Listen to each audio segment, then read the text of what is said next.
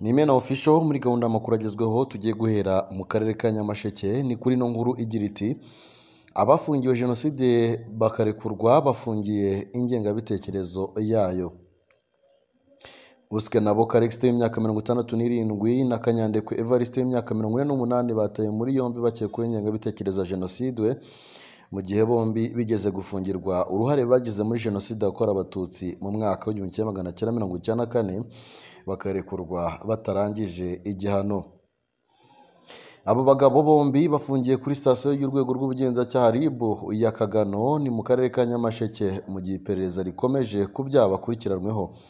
Uskenabo Karexte yatawe muri yombi akurikiranweho kubwira umukecuru w'imyaka 72 warokotse jenoside yakorewe abatutsi ko yamukata ijosi. Uwo mukecuru utuye mu mudugudu wa Rwesero akagari ka Rwesero umurenge wa Kagano avuga ko ayo magambo yayamubwiye ubwo yamufatiraga mu cyuho amaze kumwiba igitoki mu murima uherereye mu mudugudu wa Mutusa.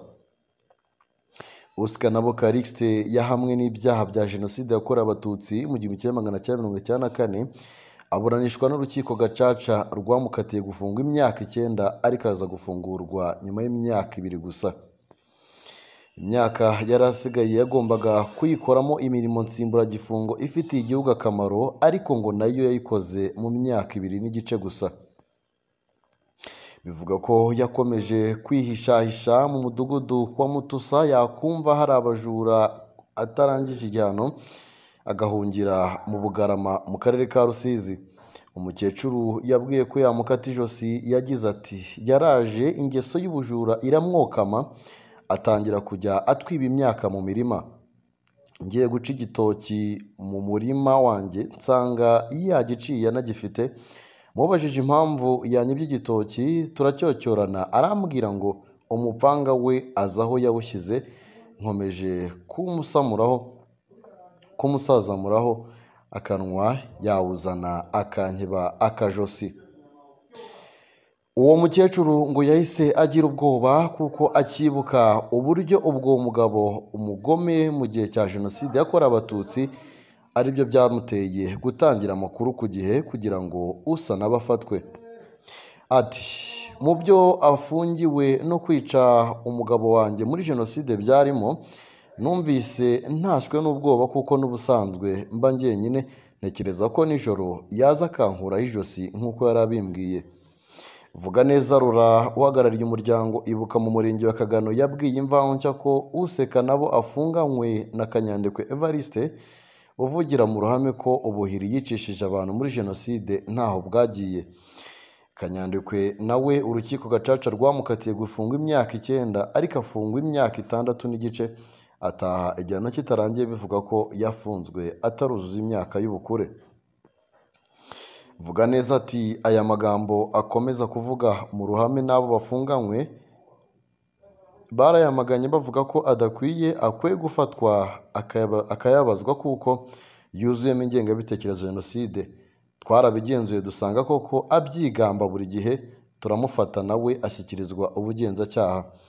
Vuga neza Rura akomeza ahamya ko uretse ayo magambo yuzuye ingengabitekerezo ya jenoside bavuga abo bagabo bakwiye gukurikiranwa bundi bushya ku byaha bahaniwe bakaba barangiza igihano. Umuyobozi w'akarere ka Nyamasheke Mupenzi Narcisse yemeje ko abo bagabo bataye muri yombi ndetse bakaba basanze abandi 4 bafungiye ingengabitekerezo ya jenoside. Yakomeje agira ati icyaha cya jenoside ntikizima n'ibihano ku byaha bya jenoside ntibizima. Ibyo utararangije ibihano n'uwo wabeshye imyaka badahindukira bagakomeza ingengabitekerezo ya jenoside turizeza abarokotse bose ko bizasuzumwa n'ubugenzacyaha ubutabera bugatangwa.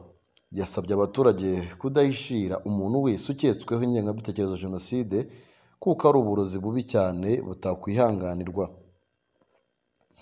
Reka tuve kuri iyo nkuru twerekeze mu gihugu cy'u Burundi.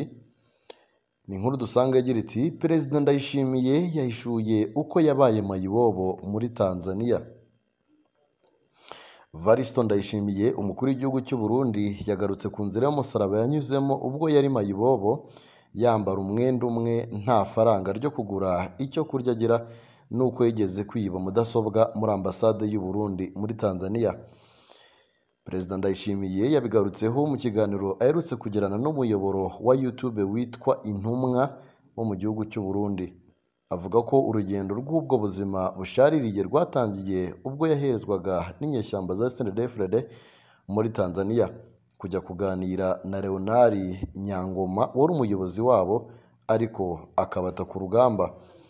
Ndayishimiye avuga ko ubwo yasangaga Nyangoma i Dar es Salaam yamusabye gusubira mu ishyamba bagakemura amakimbirane ariko undi akamwima amatwi.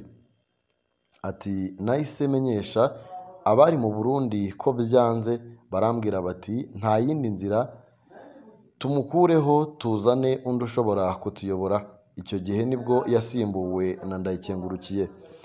Ndayishimiye avuga ko i Dar es Salaam hahise hategurwa umugambi wo kugirira nabi itsinda bari kumwe maze barafatwa barafungwa.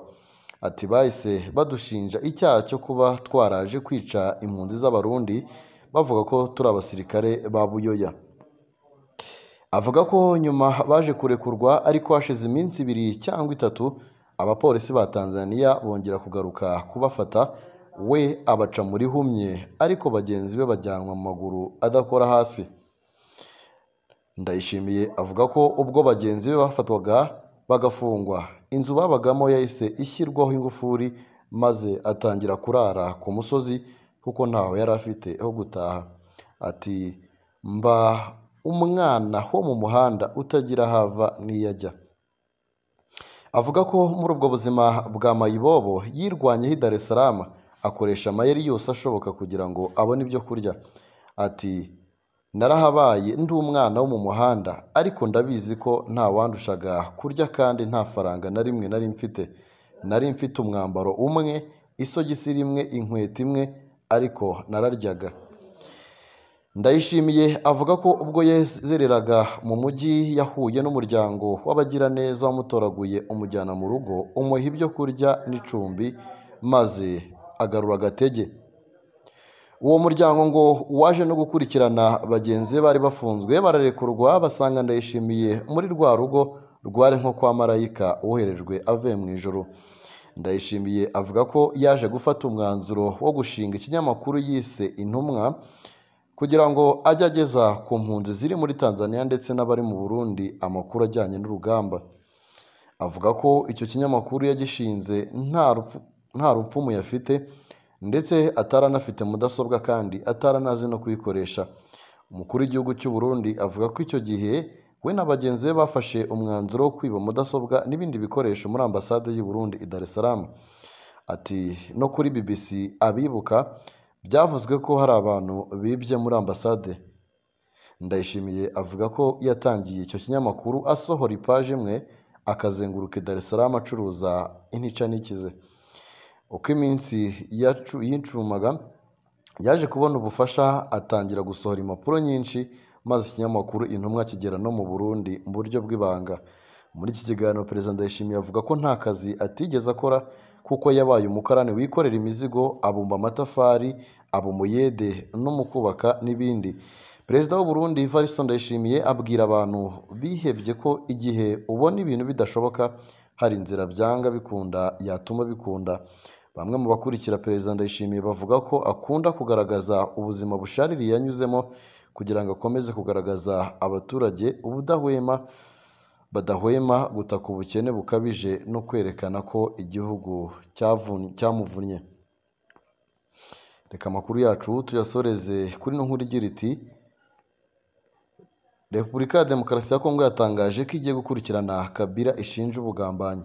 Repubulika ya Demokarasi ya Kongo yatangaje ko igiye gukurikirana Joseph Kabila wahoze ari perezida w'iki gihugu ahashinjwa kugambanira igihugu binyuze mu gushyigikira umutwe wa M23.